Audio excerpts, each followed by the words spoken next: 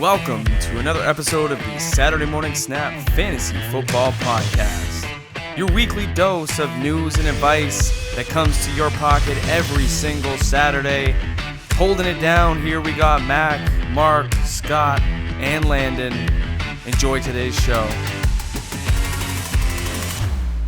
Hey, welcome into the Saturday Morning Snap Fantasy Football Podcast. This is episode 79, and we are coming to you on Saturday, November 16th. Week 11 of the fantasy season is upon us. We are talking Who Am I today? We got a little fun episode, some games. Who am I? Would you rather? Some mailbag questions, and we're just going to shoot the breeze a little bit about the listener league, some waiver claims that we made deep into the regular season.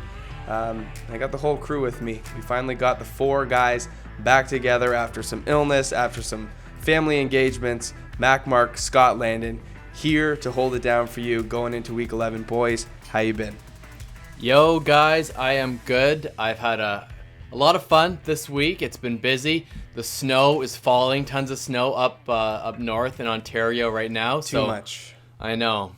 I had a good time watching the games with you, Mac, on Sunday. We had a lot of fun. Except the drive back was brutal. Yeah, we had easy. We had a patron on to record with us. So next year, if anyone's listening that wants to be more involved with us, and maybe if you're interested in podcasting or starting your own fantasy football video or podcast, hit us up, join our community, and you could come on just like Easy did.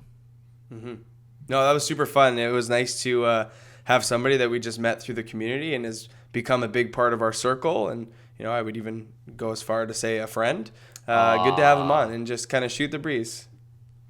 Oh, yeah. Easy has the personality, perhaps of a young Tony Romo of broadcasting. So I personally had a lot of fun overlording that whole live stream because he really brought fun perspective to that. So Easy, great job. Very good. I've been having a blast in the snow belt here as well. And you know what? When the temperature drops to a certain degree, I love it because you get to throw on a nice sweater, throw on an extra blanket, dive deep into the waiver wire, and in my case, edit a whole ton of video to make sure that you can all see our ugly mugs. So, I've been enjoying the snow. I've just been spending most of my time inside trying to get some last-minute trades in before the deadline, and now it's really just really deep dive into waiver wire. Well, I think you've offended the most handsome member of our podcast. We all know who that is, eh, guys? Lando. No. Yeah, right.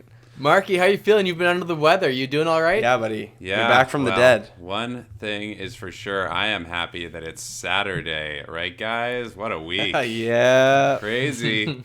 What a week.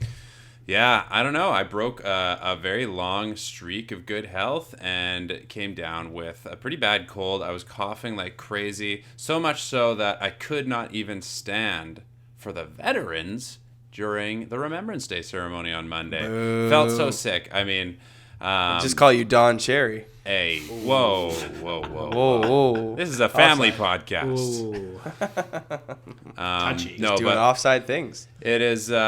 It's one thing for me to miss work, but to miss out on the podcast action with you guys was just not cool at all. And I missed it, and it's great to hear the sounds of your voices. I'm excited to get back into it. Maybe I'll get some good advice from you guys on what to do with my listener league team because I'm in a poor place. But lots to talk about the NFL right now. This is exciting. We are clearly in the forefront of a big playoff push from a lot of people, including several hosts of this show.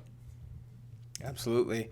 So we're going to kick things off here by talking about some waiver pickups that you made this week because it's deep into the season. We're talking week 11 here. There's only 3 regular season weeks left, and then we go into playoffs week 14 for, I would say, the majority of fantasy players. So, I'll kick it over to you guys. Before I do that, if you are listening to us on Apple Podcasts or Spotify or wherever you get your podcasts, thank you so much. Go ahead and click that subscribe button if you haven't. And if you're watching us on YouTube or you haven't yet, jump on over to YouTube, search up Saturday Morning Snap, click that red button, leave us a comment. Maybe like the video if you want to, but it would be really, really cool if you guys could go over and check us out there.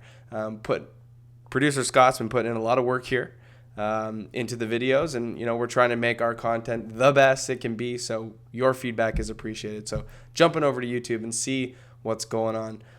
I'll kick things off for waiver claims in our home league, Landon. I had a guy who is in second place reach out to me, quite pissed off, and he said, I can't believe you outbid me for Kyle Allen. You don't even need him. I've got Rodgers on bye. I've got Jameis Winston in my starting spot, but he has Russell Wilson, and he's got nobody else on his bench to fill in. He also has Devontae Adams, so he is a little bit hurting. I desperately need a win, so I outbid him by $2 to get Kyle Allen, play a little bit of keep away, and that was my most savvy move of the week. I also picked up Pittsburgh defense in a couple places, and if they're still on your waiver wire, look at their rest of season schedule. It is absolutely fantastic. So go ahead and check them out if they're still available. But those were my two savvy plays of the week, I would say. So, Lion, if you're watching this, buddy, you're welcome. So that's a big part of this time of year is blocking your competitors. Absolutely. I think it's half the battle. Looking at your opponent specifically, or someone right ahead of you in the standings, and to pick up players that they're going to need. Absolutely. In our big league, Scotty, Matt picked up Brian Hill, and he does not need a running back at all.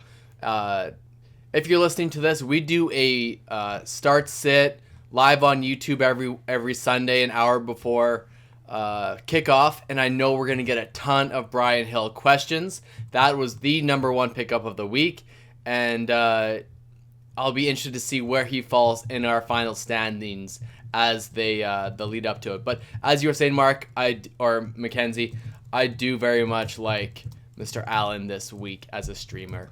Even though we will talk about him later. Yeah, even though Drew Brees did not do very well against Atlanta, I think that was an outlier game. I think Kyle Allen's going to be great against Atlanta this week.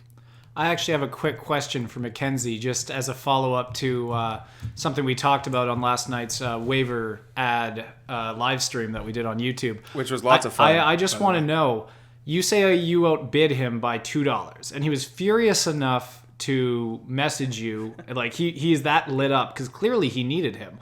I just have to know. He did, and we're playing each other this week. And all the things we discussed last night, as if we forecast this. But I just want to know, what % of his remaining fab did he use to try to get Allen? Because this comes right into our brackets of our discussion that I kept pushing for, going for the players that you actually need to try to win games. He needed a quarterback. Allen was clearly the best option, and he was facing you. You snuck him out there with what you had, but I'm just interested. If he went to say what I was saying 20%, even 25%, if you need that player. I'm just curious, did he miss out by being conservative? Because if you beat him, I'm thinking that you went with what you said, maybe 10, 15% tops. And I'm just wondering if he'd listened to the live stream, would he have Kyle Allen as his starting quarterback right now? So I have $54 remaining. I spent $11, so I'm just about 20%. Yep.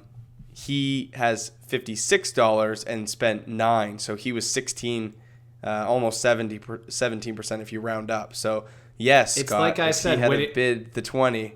It's that hoarding mentality. There's not enough weeks left in the actual fantasy season. If you need an impact player because you have a bye, spend, baby, spend. Well, and so another guy in this league, he went in on the Pittsburgh defense, as did his wife. He spent $16 of his remaining 48. So he spent 33% on Pittsburgh defense, so he wouldn't have to stream in defense the remainder of the season. So could be a little championship play there, but yes, it's you got to be crafty. Well, Kyle Allen, could be a rest of season starter depending on your situation. So you got to go higher. Maybe. But way to snag him. That was a solid burn. Thank you. And what about you guys? Landon, I know you're in on the Brian Hill train. I've got him in 2 leagues, and what else do I have? I've got a really tough decision this week that I was talking to you about starting Dallas Goddard against New England and Auden Tate. Really tough matchup. You don't want to start almost anyone against New England if you can, but like I talked about, New England takes away opposing offense's best options, and that's going to be Zach Ertz. So potentially, if you believe in that narrative, that could leave Dallas Goddard open for more opportunities. Not that there's going to be a whole ton. New England's like really tough defense, but it's going to be. I don't really want to start a Cincinnati Bengal. Period. So I've got a tough decision coming up this week. Mark, do you get anybody of notoriety? So I'm facing some pretty rough matchups here. I am actually in the midst. I'm kind of toggling in my mind of what I'm going to do just because I need a flex receiver and there's very slim pickings. I was really impressed with what Randall Cobb was able to do. Me too. And I feel like that is going to be the guy I go with to sneak into my flex spot.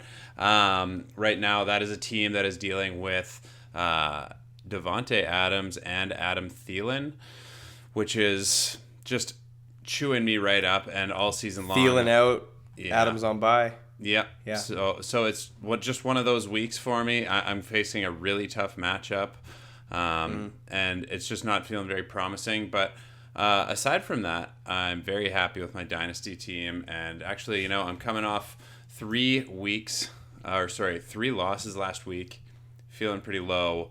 But my head is still up because they're strong teams nonetheless. So yeah, you got to stay optimistic though. That's right.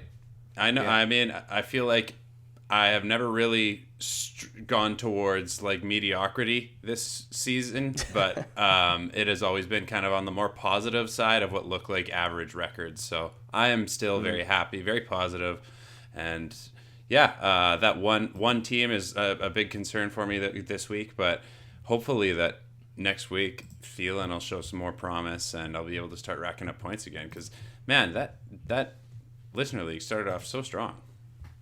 Yeah, for all of us, and it's just we're all kind of struggling in it. Maybe we're giving away too much advice to our listeners, and there's worse tragedies in the world than that, I think.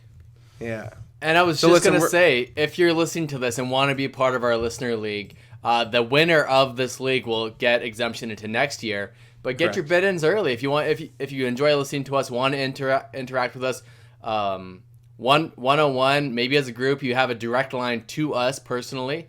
Send us a DM, and I don't care if you've won championships 10 consecutive years. If you're just a good guy and want or gal and want to interact with us, shoot us a text or a DM.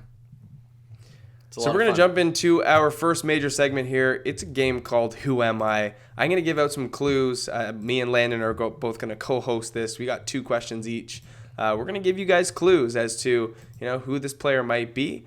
And some of them are abstract. Some of them are a little bit obscure. But in the end, hopefully we arrive to the same point. So my player here that I'm going to talk about first, he right now, through 10 weeks of play, is a quarterback 1, despite negative public perception. Who am I? Any opening guesses? Kirk Cousins. I will guess Phillip Rivers. Mark? I was going to say Phillip Rivers. Okay. I will go on. Clue 2. I got off to a very slow start, falling outside the top 25 quarterback over the first 4 weeks.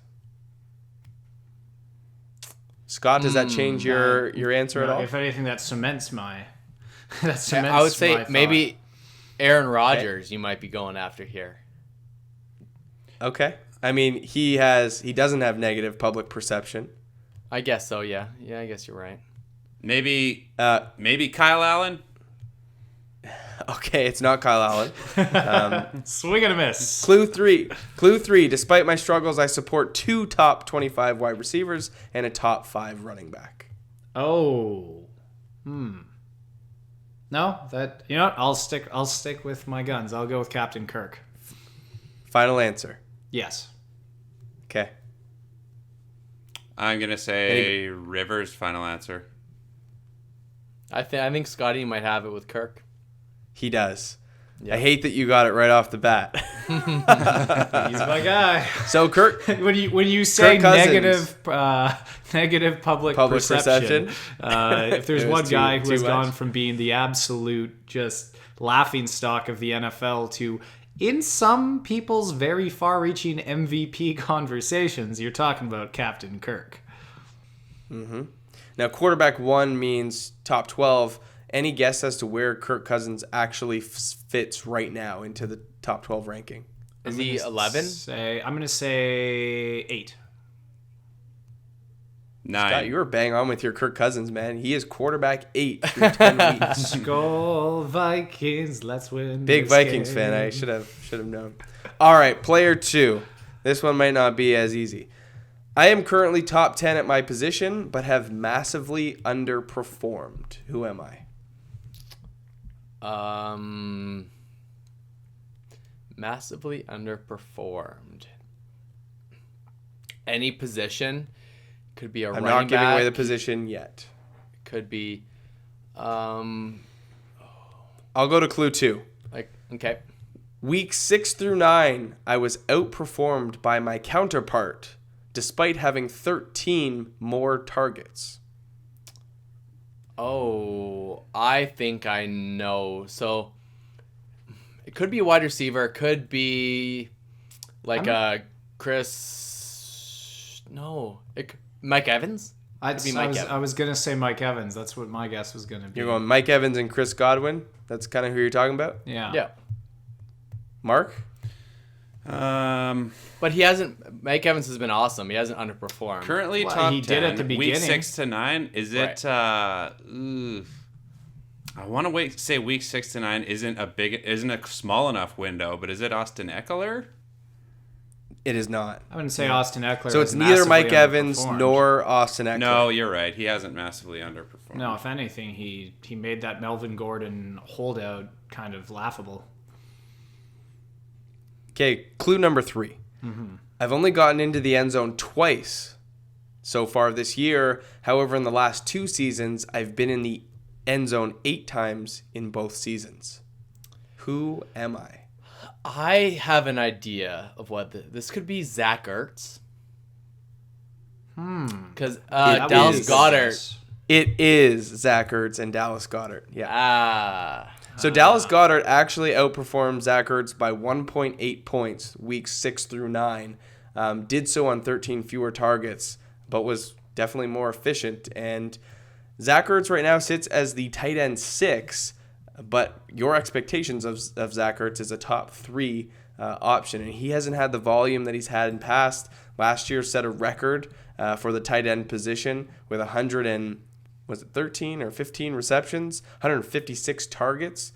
He was fantastic last year, and we haven't seen shades of his old self this year. He's still on pace for over 1,000 yards, which is great, but you didn't draft Zach Ertz in the top 4 rounds for him to give you what he's giving you now. Yeah, could be a big value next year, I think, in most leagues. 100%. Good clue. All right. That was good. Yeah, well done. So my player here, I am top 12 player in my position so far. Last year, I just finished outside the top 12, despite being the perceived backup to start the season. Okay. So it is a running back. I'll give you that. All right. So if you want to guess a running back, a top 12 this year so far. Last year, he was a backup to start. And he finished outside the top 12? Yes, just barely. Is this Mark Ingram? It is not. I was thinking, so I don't know if I would say that Derrick Henry was perceived as a backup last year, but he ran a 2-back system with Dion Lewis, who they paid like $20 million to bring in. Yeah. So that's kind of where my head's going right now. Okay. Scotty, any guess? I'm going to wait for clue number 2. All right. Okay. So I've been disrespected all season, unless you're Mark, and no one believes I can be a workhorse running back. Ronald Jones. It's not Ronald Jones. Okay. No. Oh, it's Phillip Lindsey. Phillip Lindsey. I went right for his Buccaneers love right off the bat. And I said the last I love one. you used to feel, if you remember that. Oh, Derek Brooks. Right. Yeah, that makes sense. Great linebacker. And Lindsey Royce has an Freeman, excellent... the expected starter. Yeah, exactly. I mean, everyone thought Royce Freeman was going to be the guy. I, myself included, last year, right? So, yeah. His playoff schedule is excellent. Royce Freeman... It's quite nice. Phillip Lindsey. I was out for drinks after my shift Monday, and a guy dropped Phillip Lindsey on the waiver wire. Oh, no. You hate to see that. You can't be doing that. Hopefully he's listening right now. Hopefully we found a new listener, and I had to look it up. I didn't know where Phillip Lindsey started on the season, but he's a top 12 guy. He's been very good considering we've kind of thrown disrespect his way. Yeah, no, he's been very, very solid. Yeah.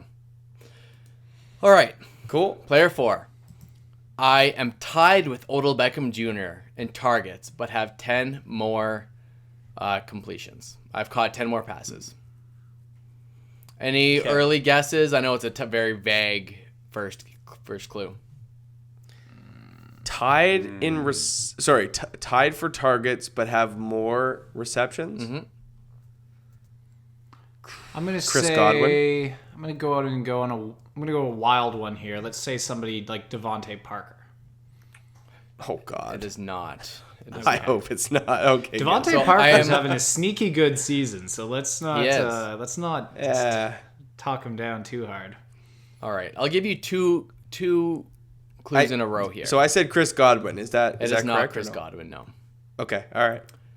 I am the 20th ranked wide receiver in half-point leagues, and my counterpart is known as one of the best, most explosive route runners in the league.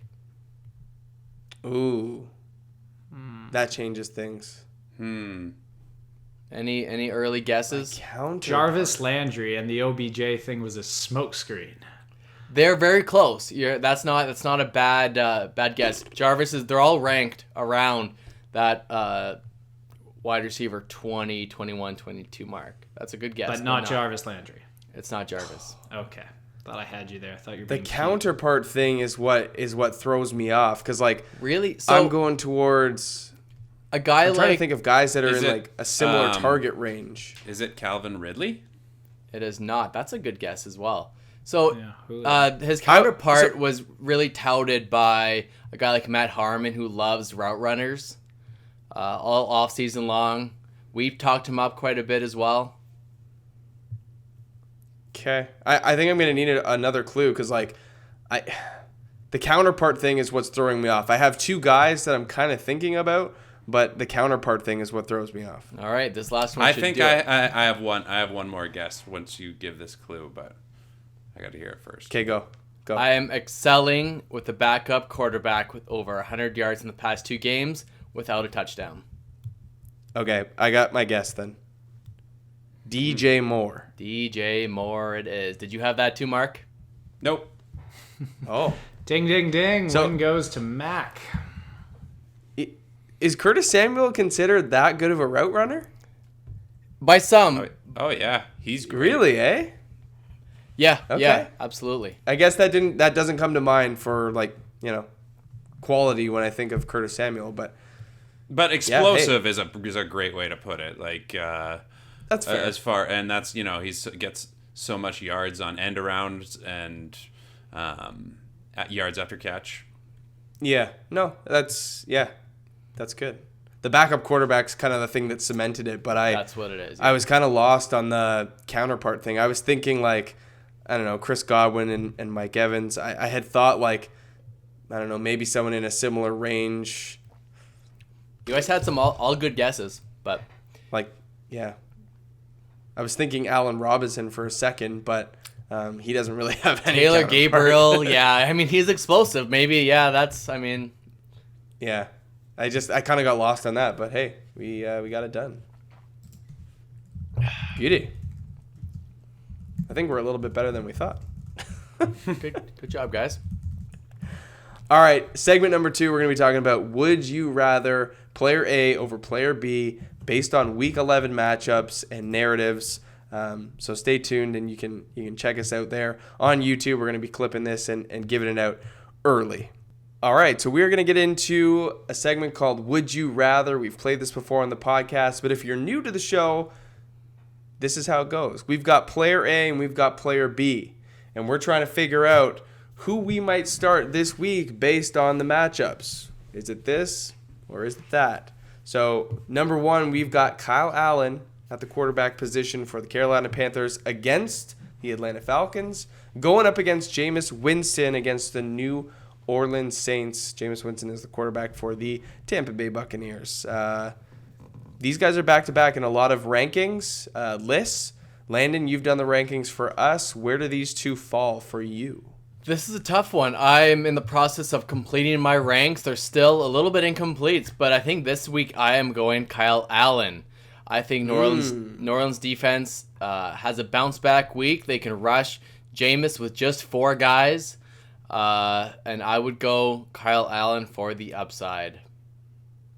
Okay. Yeah, Boys? that's a tough one, and they should be back-to-back in the rankings because it is kind of a flip-a-coin situation. I'm going to take the other side. I'm going to take that Tampa Bay passing attack, though I am a little worried because I do think that the Saints' defense is trending upwards, so I think a lot of the rankings that use statistical analysis right now aren't quite accurate because it feels like the Saints' D is a different defense than they were in maybe the first 5 weeks of the season. They've been looking really scary.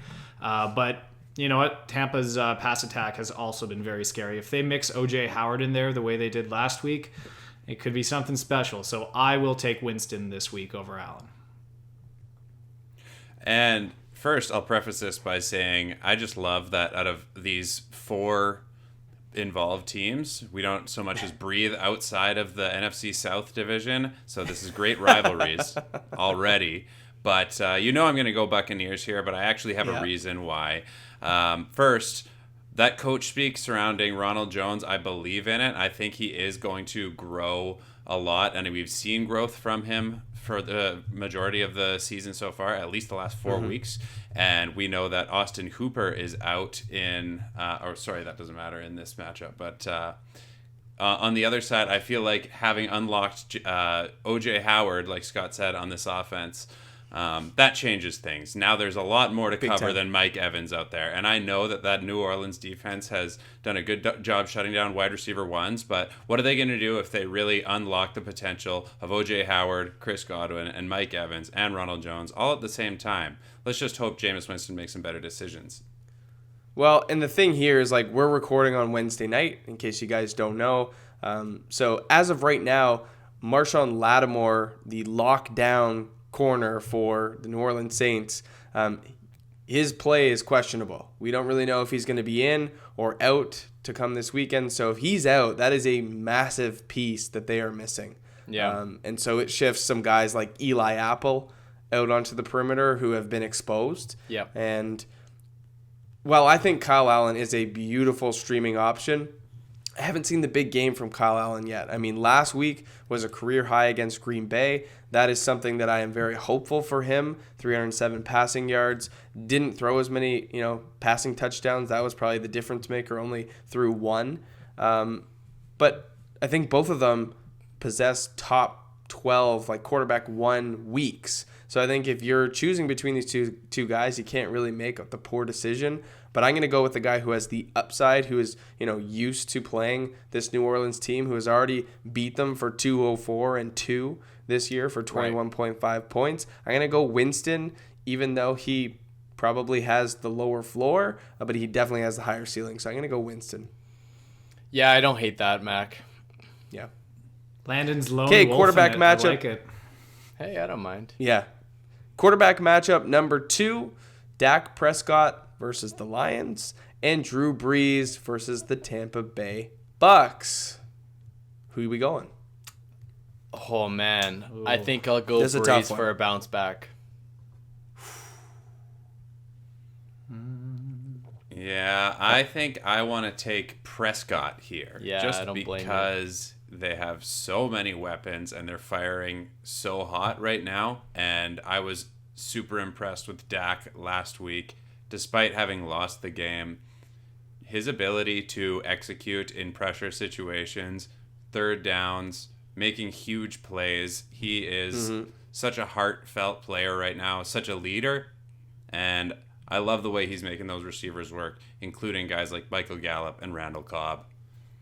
It's a tough call, especially with the emergence of Cobb, but I'm going to have to do what I normally do in this situation. I will pick on Tampa Bay secondary, and I'm going to take Drew Brees in that NFC South matchup to expose Tampa's secondary.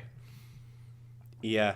I'm also going to come out and play the opposite side here. I think that the Cowboys versus Lions game is a little bit trappy, and I don't really get the good vibes from it. I think Dak Prescott is due for a little bit of a down game, and these Buccaneer-Saints matchups have a tendency of having a little bit of a boat race feel. Last game they played 31-24. This probably will have one of the highest over-unders of the week, and the atmosphere, it will be great.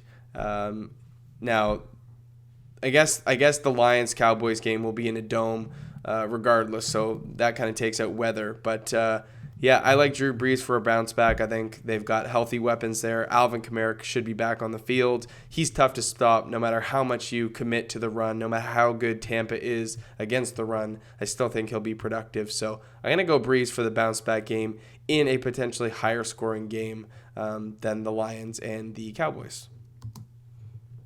Can that be a segue into our next Would You Rather? I think it could. Did Landon chime in on this? Yeah, I took Brees. Okay, amazing. At the running back position, we have Dalvin Cook against Denver or Alvin Kamara versus Tampa. This is a really tough one. I mean, if you have Dalvin Cook, you're not going to sit him. But if I were to if I'm ranking these two, I'm ranking Dalvin Cook ahead. But I'm really, in my heart of hearts, going for Kamara to have that, that upside of being the running back one on the week like we saw last year and the year before. Yeah. I think Kamara can do it against Tampa Bay. I really hope it's a boat race. For this exercise, I'll pick Kamara. But man, that's a tough go.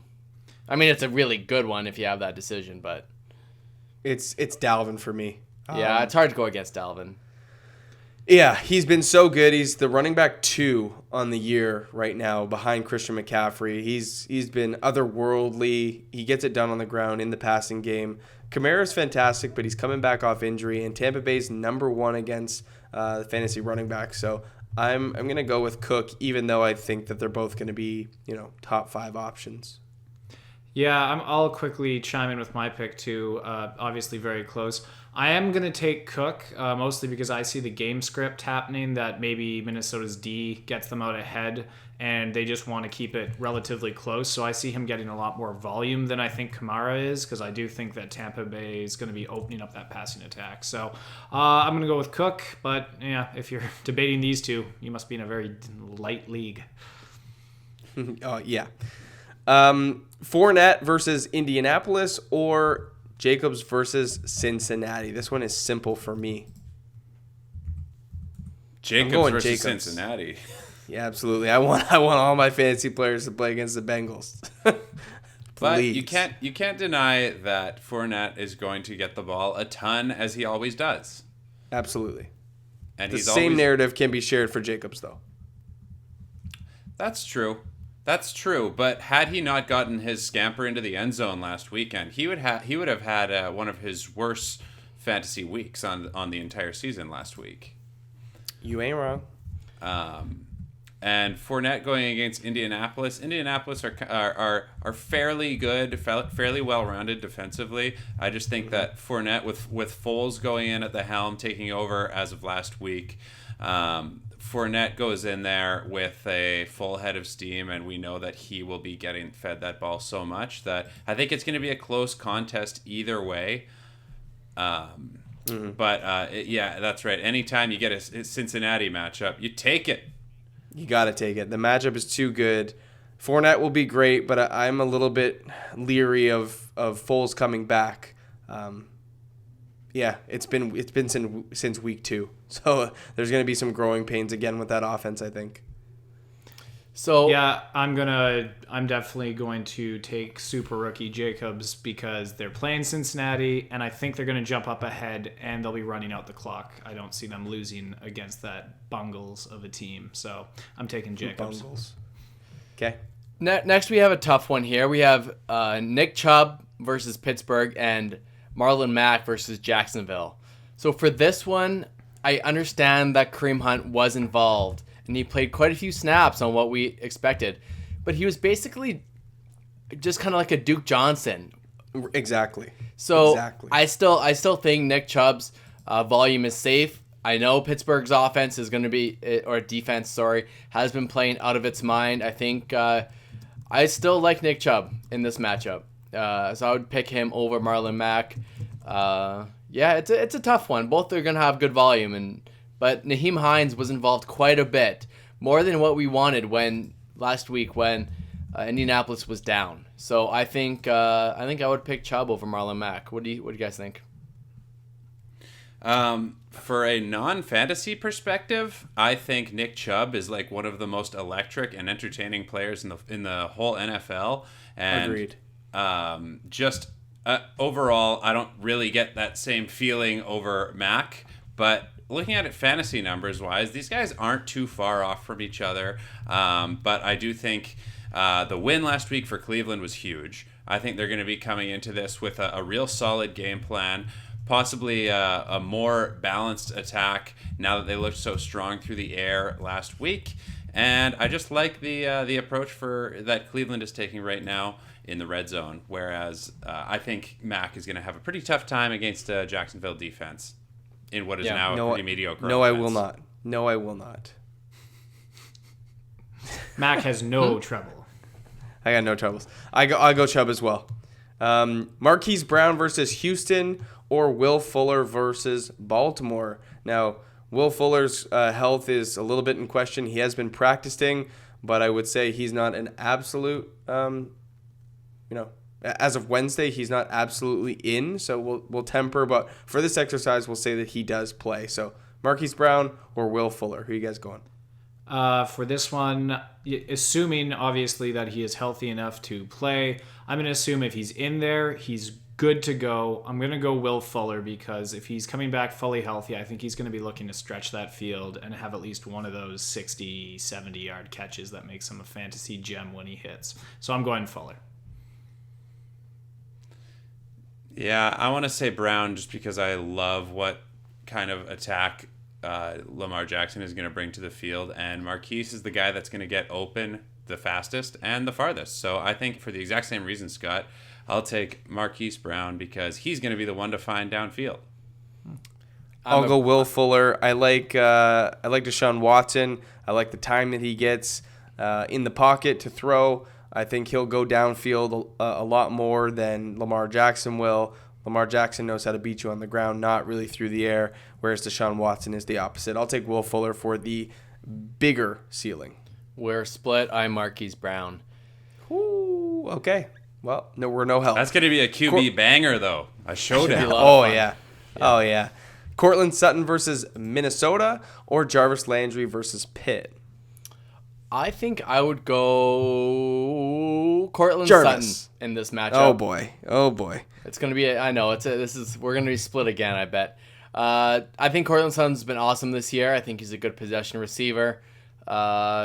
Minnesota's defense can be beaten, and I think he's as safe as it gets. Where Jarvis, he's been surprisingly pretty good, and he's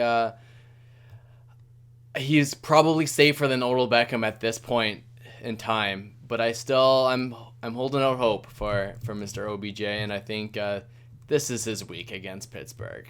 I'm going to take Landry over Sutton just because of the secondaries. I trust Minnesota's secondaries more than I do Pittsburgh's, so I'm going to go Landry. Yeah, I don't know about that, Scotty. Yeah, I don't know. That's a homer take. I think my Nick Chubb going against I put a lot more heat into Nick Chubb going against the Pittsburgh defense than I would any wide receiver going against the Pittsburgh secondary. They are fierce, and they are getting the ball a lot right now. So For that reason alone, I know that Minnesota's secondary is not playing quite as strong. I'm going to take Cortland. He doesn't have any competition. Why not? I guess we will agree to disagree. Kenny Golladay versus Dallas or Keenan Allen versus KC. This is an easy one for me. I'm going Keenan.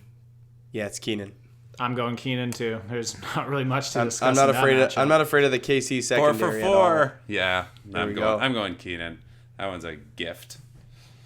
Darren Waller, who's been a little bit underwhelming compared to his opening weeks of the season, versus Cincinnati, or Hunter Henry versus KC, another LAC option. I really like Waller this week. I think you got to go Waller. Yeah, he's going to be ranked higher for me than Hunter, even though Hunter's been awesome. Betting against the Bengals is, it's a good strategy in almost all aspects of fantasy. So, yeah, I'll take Waller. Agreed, but we can see that both Derek Carr and Phillip Rivers are not that sharp with their passing right now. So it is kind of a coin flip in that regard for me. I know Phillip Rivers is building chemistry with Henry on the field, and I do believe in that matchup. But for the Cincinnati advantage here, you got to take that Darren Waller here. I agree. Go. I'm going to say right now, Derek Carr will be a quarterback 1 this week. I love it. You heard it here first, it. people. Scoop him up, man. You heard it here right here. Ow, that's hot. Saturday morning. Ouch. Hot takes? We got a little defense, a little bit defense play here. If you had San Francisco or you had New England, who you playing? I'm going New England to destroy Philadelphia. They're coming off a loss and a bye. I am scared of all Philadelphia Eagles, and I think New England comes out with a vengeance. It's going to be a tough one. I hate and respect the New England Patriots. I would put them out there. Yeah, I'm not trying to pivot away from the number 1 defense in fantasy football and the once number 10 overall, or I guess they got up to number 5 overall fantasy player. You're not benching to put them into that category. Nope. Yeah, no, absolutely not. Mark, it sounded like you were going the other way. You going San Francisco against Arizona? It's a good matchup. I think so. I think I'm going San Fran here. Yeah. The divisional matchup is always a wild card, and Kyler Murray has been sensational. I'm staying away from that. I think that's a little bit of a trap because San Fran can be shocked. They can be surprised a little bit. They can, but I just think the quality of the defensive line on San Francisco is, I think, even higher than they've seen, like especially last week in Tampa Bay, where you saw the greatest performance probably possible out of Kyler Murray this season. I don't think we're going to see that again in a San Francisco team that was finally just beaten by who we're all basically touting as like the best team in the league right now. So I don't think Arizona is going to be able to bring to the table what Russell Wilson and the Seahawks did. So if that's where you set the bar for San Francisco's defense, I will happily take them this week and see where it goes. Kyler does give up a lot of sacks. I'm excited to see what he does going forward in his NFL career and because he's so fast and agile, I think he'll do a better job as he goes on to avoid all of those. We just know mobile quarterbacks are so hard to contain, and he's been good. Great is a better word. So I kind of want to stay away from San Fran. I think it's a little bit of a trap. Cool. All right. Okay, I got. We're gonna jump into the mailbag. We got some questions off of Instagram, off of Twitter. If you don't know where we are on social media, we are at SMS_fantasy. Coming in off of Instagram, I got this one directed at Landon from Turk822. Would you stream Ryan Fitzmagic or Sam Darnold if you had Wilson out on a bye? Well, Turk. Man, oh man. Well, Turk. Who does Miami play again? Buffalo. They play Buffalo. In Buffalo. And the Jets have a good matchup too, don't they? Sorry, I don't have the matchups in front of me. Jets are playing the Skins. Thank you. Wow. That's a tough one. I don't think it is. I don't think it's hard at all. You don't think it's hard at all? I think Darnold, if you ask me. Mononucleosis is, I think, where you got to go. You got to go Darnold in this one? All right. Mono, baby. I don't want to be, in a snowy, cold, potentially all right. gross. It's in Buffalo. Buffalo matchup. Yep. Yeah. Yep. Go Darnold, Turk. Buffalo secondary is amazing. We saw Tre'Davious White be shut down city. I don't want it. Okay. Let's move on. Eric on IG. Eric on IG. This one's going to go to Scott. Standard scoring, you got to start 2 out of the following 4 options. Jamison Crowder, Mike Evans, Tyrell Williams, and John Brown. Not bad options at all to check, but for me, pretty straightforward. First of all, I am going to start Mike Evans in that high-powered passing attack out of Tampa. There's just no way you can sit him, especially when they're in that NFC South divisional matchup against the Saints, because, I think fireworks are going to fly. My second pick is the favorite receiver of mononucleosis. I will be starting Jamison Crowder against that Washington Redskins secondary. Kind of middle of the pack secondary there. I think they're ranked about 17 to 20th. So that would be my 2 picks, and I think you're in for a good week if that's who you're rolling out. Yeah. All are good options, Eric. I know, they're all great. It's for me, it's really hard to sit down John Brown. But I lean Tyrell against Cincy. Oh, God. So we're all easy. I'm so sorry. Yeah. I'm so sorry. Evans is a lock. Yeah. Watch the weather for the Buffalo game. Who knows with John Brown. If the weather's bad, I'd probably fade him a little bit. But Crowder probably maybe get the targets again. Tyrell Williams has a juicy matchup. I think I'm with Landon here. Evans and Tyrell. All right. Only time will tell. I'm gonna answer this one. I got this one on Twitter earlier today. Carvalho_J89. Are the Colts D worth hanging on to as a backup to the Patriots, or should I drop them for a depth play such as Greg Olsen or Kalen Ballage? This one's very simple. I wouldn't hold 2 defenses if I could get somebody that would give me more depth. So I know a little bit of backstory for him. He's got Austin Hooper as his tight end and Darren Waller. It's only a 10-team league. And I told him Darren Waller is definitely the play, but he is limited at running back. So I think he's got to drop the Indianapolis D, who don't really have that many great matchups remaining. You got to go out and get yourself Kalen Ballage just in case something happens to your running back. So that was my answer to him, and hopefully he follows that advice. So if you're listening, if you got over to the YouTube, thanks so much, and good luck getting Ballage. Cool. Marquis, you've got one question to finish us off here. Since Hooper, and this one's coming from me. Yeah. I need a little bit of help here. Let me ask Mark for you on your behalf. Go ahead. Thank you. Hooper is injured. He's projected to win by 25 points. He's got no backup tight ends. Should he drop Christian Kirk, David Montgomery, Robert Woods, Josh Gordon, or Alexander Madison to grab a tight end? Or does he just go without a tight end and hopefully he wins by 20 points? Now, to give you some backstory, this is an auction league, and Montgomery, Kirk, Woods, Gordon are all like teen level options for next year. So dropping them basically is iffy. So if you're asking me which of these guys to drop, because I would never suggest not playing a position. Right. If you're asking me which one of these guys to drop, it's the player that's on the Rams. To be frank, I just don't trust what's happening there. Goff is getting no protection. What were his numbers last week? 2 picks, no touchdowns. He had negative fantasy points. Yeah. In some Obviously, the scoring machine that was working in 2018 did not carry over into this season. They couldn't make Cooper Kupp work last week. Frankly, in a league where that is happening, I just don't put a lot of faith into McVay's operation. and a lot of faith into Jared Goff, who has been kind of the butt end of a lot of arguments in this podcast so far this year. So short answer, drop Woods. If you want the wise longevity answer, I guess don't play a tight end, because I know you're stingy with your players anyway.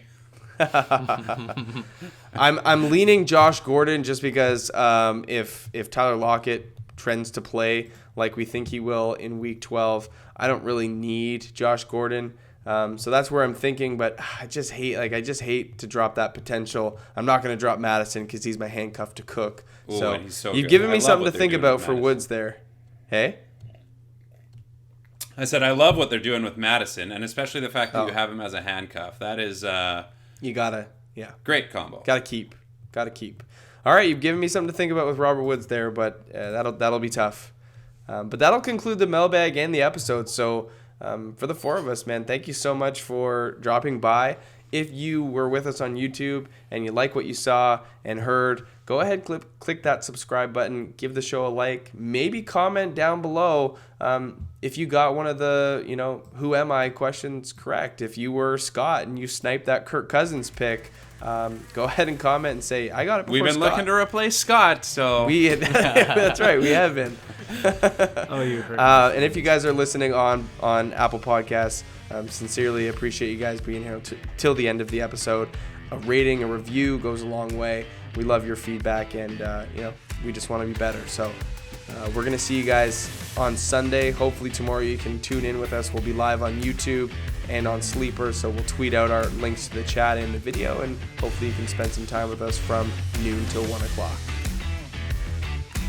We'll see you guys hopefully tomorrow, and have a great week.